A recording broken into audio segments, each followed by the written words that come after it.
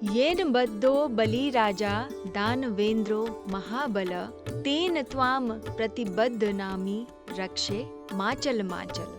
अर्थात जिस रक्षा सूत्र से महान शक्तिशाली दानवेंद्र राजा बलि को बांधा गया था, उसी से मैं तुम्हें बांधता हूँ, जो तुम्हारी रक्षा करेगा। हे रक्षे, तुम चलायमान न हो, चलायमान न हो।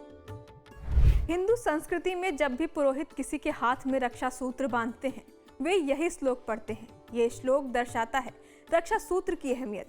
रक्षा सूत्र की इसी अहमियत को दर्शाता है रक्षाबंधन का त्योहार भी, जो कि सावन महीने की पूर्णिमा को मनाया जाता है।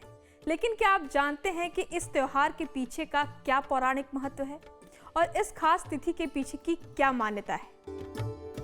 येन बद्धो बलि राजा दानवेंद्रो महाबल तेन त्वाम प्रतिबद्धनामि रक्षे माचल माचल। ये श्लोक आधारित है उस मान्यता पर जो कि माँ लक्ष्मी और बलि से जुड़ी हुई है। कथा के अनुसार राजा बलि, जो बहुत बड़े दानी थे, वे भगवान विष्णु के भक्त थे। एक बार वे भगवान को प्रसन्न करने के लिए यज्ञ कर रहे थे। अपने भक्त की परीक्षा लेने के लिए भगवान विष्णु ने एक ब्राह्मण का भेष बनाया और यज्ञ पर पहुंचकर राजा से 3 पग भूमि दान में मांगी। राजा ने ब्राह्मण की बात स्वीकार की। ब्राह्मण ने अपने पहले पग में पूरी भूमि और दूसरे पग में पूरा आकाश नाप लिया। राजा बलि समझ गए कि भगवान उनकी परीक्षा ले रहे हैं, इसलिए उन्होंने फौरन ब्राह्मण का तीसरा पग अपने सिर पर रखवा लिया। उन्होंने कहा कि भगवान, अब तो मेरा सब कुछ चला गया है, अब आप मेरी विनती स्वीकार करें और मेरे साथ पाताल में चलकर रहें। भगवान को राजा की बात माननी पड़ी। उधर माँ लक्ष्मी भगवान विष्णु के वापस न लौटने से चिंतित हो उठी।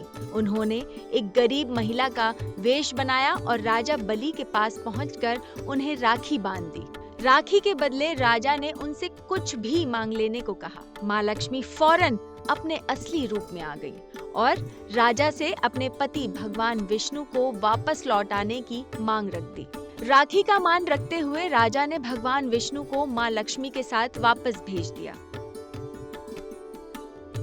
राखी से जुड़ा हुआ एक प्रसंग महाभारत में भी पाया जाता है, जिसके अनुसार शिशुपाल का वध करते समय भगवान कृष्ण की तर्जनी उंगली में चोट लग गई, जिस कारण उनकी उंगली से खून बहने लगा। खून को रोकने के लिए द्रौपदी ने अपनी साड़ी की किनारी फाड़कर श्री कृष्ण की उंगली में बांध दी। द्रौपदी के इस ऋण को चुकाने के लिए श्री कृष्ण ने चीरहरण के दौरान द्रौपदी की लाज बचाई। जिस दिन की ये घटना है, उस दिन भी श्रावण मास की पूर्णिमा थी।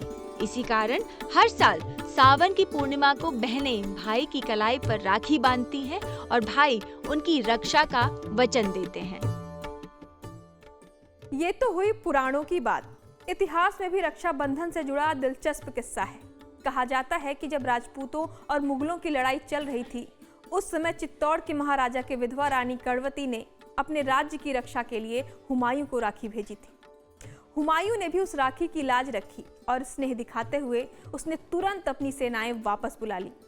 इस ऐतिहासिक घटना ने भी भाई बहन के प्यार को मजबूती प्रदान की। इस घटना की याद में भी रक्षाबंधन का पर्व मनाया जाता है। भारत में स्थान बदलने के साथ ही इस पर्व को मनाने की परंपरा भी बदल जाती है। यही कारण है कि तमिलनाडु, केरल और उड़ीसा के दक्षिण में इसे अवनी अवितम के रूप में मनाया जाता है।